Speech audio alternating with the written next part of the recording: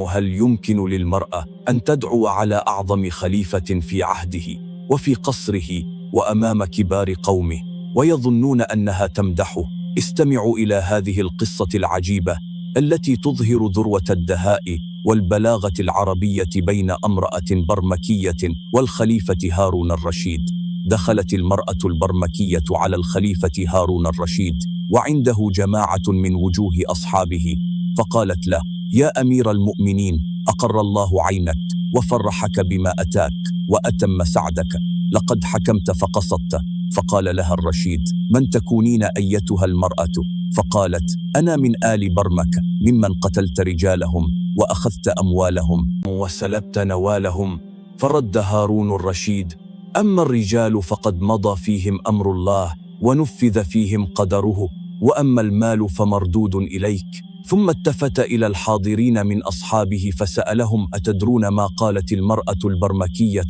فقالوا: ما نراها، قالت إلا خيرا. فقال الرشيد لأصحابه: وقد كان معهودا عنه البلاغة، ما أظنكم فهمتم مقصدها.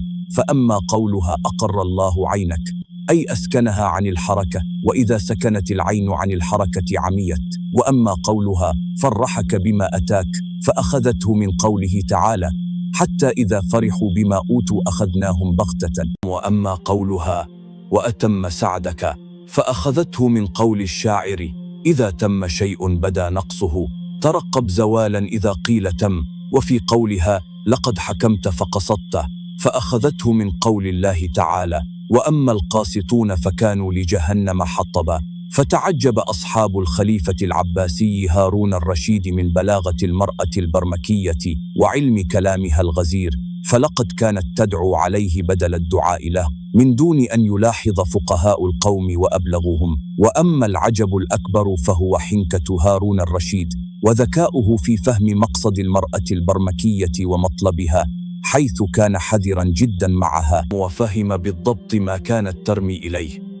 فكم من بليغ بقي في هذا الزمان، وكيف لنا أن نعلم أبناءنا البلاغة والحنكة والفراسة؟ إنها القراءة والتعلم ومجالسة أهل الحكمة والخبرة والصبر والتصبر.